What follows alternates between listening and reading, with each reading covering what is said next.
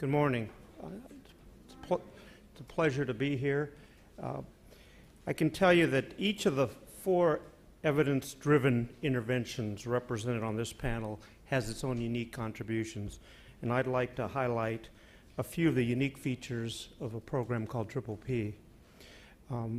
I should also acknowledge the various funders that are involved in some of this work where I'm involved. Right now I have 2 active trials going that involve Triple P and other things, one from NIMH and one from NIDA, but I don't just research Triple P. I am a researcher, but I'm not the Triple P developer. The program was developed by Matt Sanders and his colleagues at the University of Queensland. And he's also not the disseminator. The disseminator is the University of Queensland, and they have a technology transfer partnership with Triple P International. So let me first make a case for a public health population approach to parenting and family support and prevention efforts, because I think built into this is the notion of scaling rather than having to think of scaling as some other activity. Triple P is not a single program. It's actually a system of programs, and it was designed not at the end, but from the beginning to develop and evolve a public health population approach. So it really was intended for scale from the outset. Unlike most of the programs that I was trained to do in graduate school and many of the programs that I've had contact with since, which are excellent, but are designed for set purposes, and then somebody says, oh, why don't you take this to scale? So Triple P sometimes gets mischaracterized as a universal approach. No, it's not a universal approach. Well, is it a target approach? Nope. It's a blended prevention model. I love that. I wanted to put up a logo with a blender, but and so it does have universal and targeted components, but universal has multiple meanings. We usually think of universal like you give vaccines universally to everybody. Well, we don't want to deliver the parenting support programming face-to-face to every or even most parents in society. Not only is that inefficient, it's undesirable. So rather than universal delivery, it's really universal access so that many parents can partake as needs arise, and you collectively exert an influence on the overall population trajectory. Triple P as a blended prevention model addresses in various ways both high base rate and low base rate problems. And in all prevention, the aim ultimately, not always in our research, but ultimately is population or community prevalence reduction. We really want to keep in mind one of the reasons that we're taking a population approach to parenting and family support. It's to reduce stigma and reach out to the whole community. And those things go hand in hand. If you design a program that is for a targeted group and has some of the baggage that comes along with it because of the nature of the problem, then you soon become your own worst enemy in terms of, even if you've got a great program, people might misperceive it. If you knock on somebody's door and say, I'm here to prevent child abuse, they'll say, well, why don't you check my neighbor?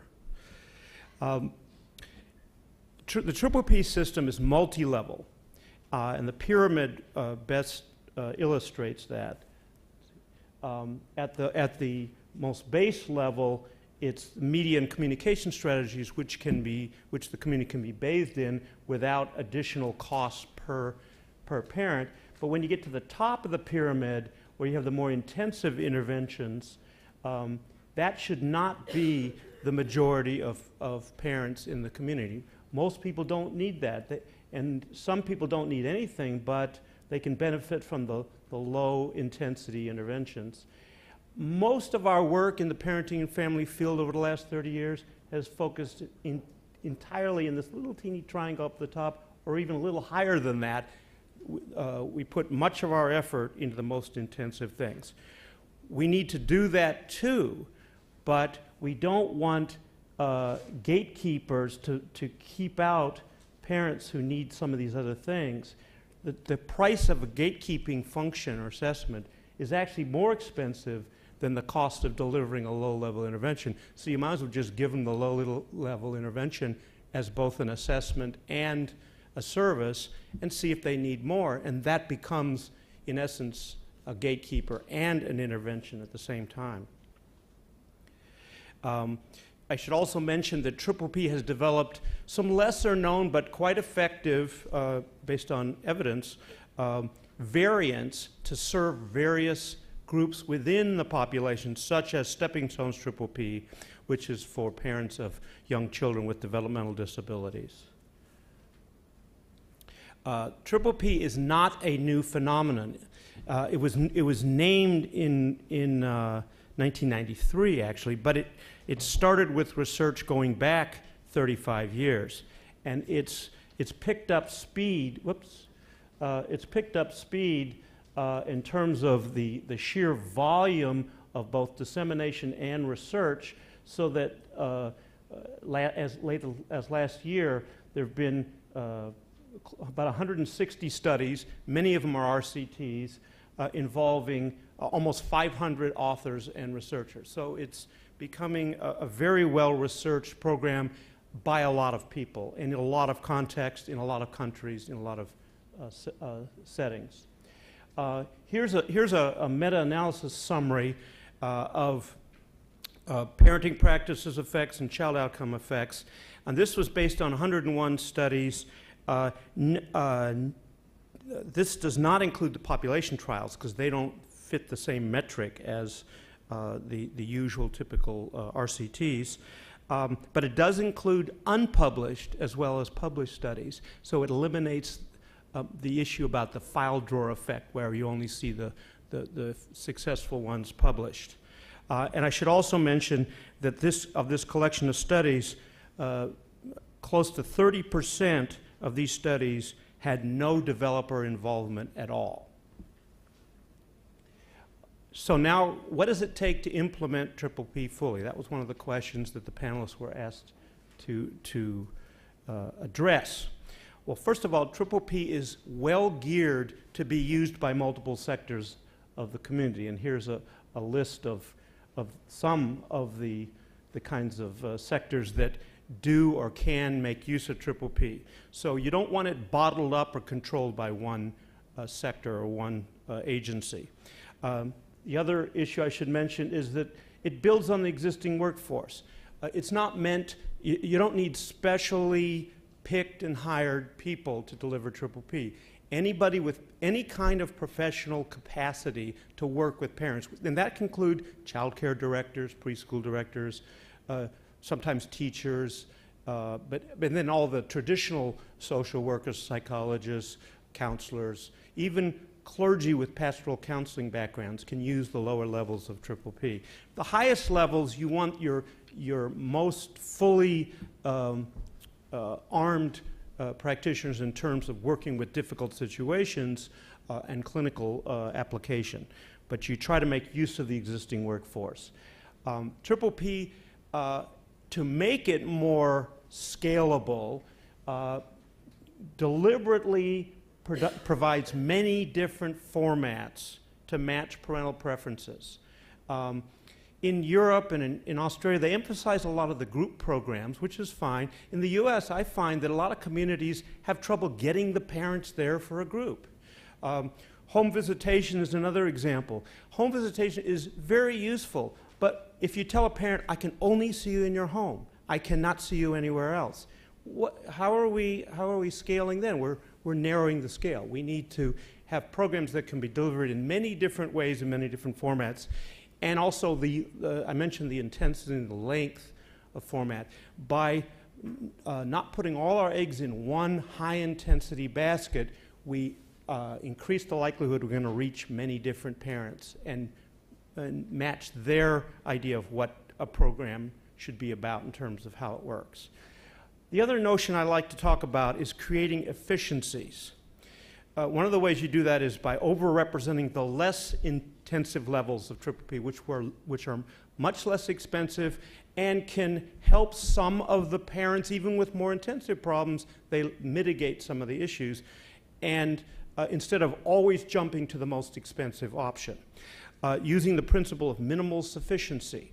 I was taught in graduate school, throw the kitchen sink at the family. If that doesn't work, throw the bathroom plumbing and the whole house. Just keep throwing more and more.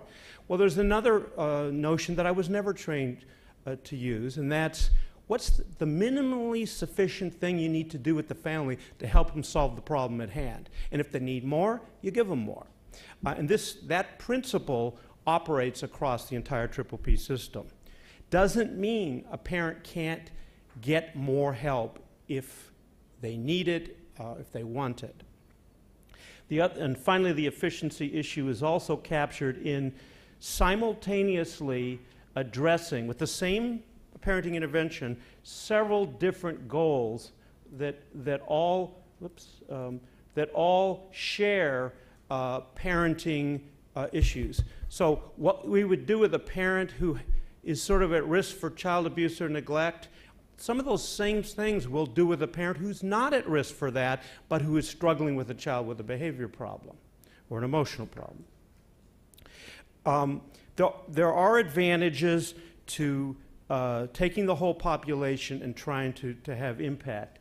And if we can move the mean in the whole population, sometimes we can affect the tail. So in this case, here, this is a fictitious distribution, but it's based on a real sampling. This was a 1,500 household sampling in some communities in Ireland, where 119 of the children, of the 1,500 children, had conduct problems.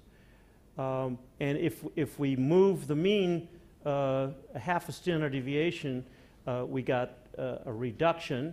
And if we move it further, we got, if we moved to 1 standard deviation, we reduced 34% of the conduct problems. And lifetime savings, if you use some of the statistics that are available on that, we could save $10 million with this. Now, we could argue about whether it's 10 million or 5 million or whatever. That's not the point. The main point here is that there are benefits on the high end for taking a population approach. In economic determination terms, Washington State Institute for Public Policy determined that, at least based on the context of child welfare, using the triple P system population trial that was conducted in South Carolina, there was an $8.74 return on investment in terms of the analysis of that. And that's just focusing on that one context.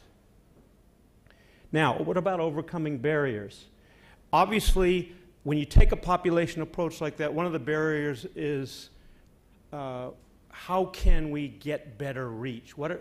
There's things that get in the way of achieving wider reach. That's one barrier, and there are many things that need to be done to do that. And using the media strategy in concert with the actual face-to-face program is one of those ways. But also, I'll talk about some of the other issues that bear on that. Obviously, improving quality of intervention is a challenge. But we obviously need to go beyond train and hope. The implementation scientists among the group and the people who do intervention services research have well recognized that you need to think in terms of a whole series of things to do to improve pre-implementation, during implementation, and follow-up. It's beyond the scope for me to break down each of these.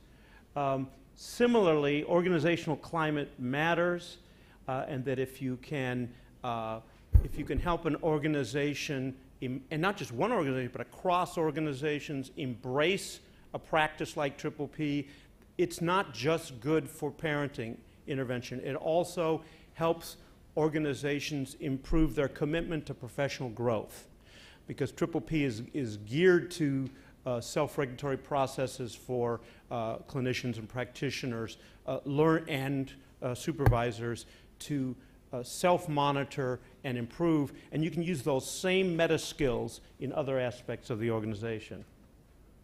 And you also have to engender consumer support. If we think of evidence-based programming as just top-down or sideways, but we forget the grassroots, parenting starts with the families and the communities. Every policy person and every legislator either is a parent or is closely aligned with other parents.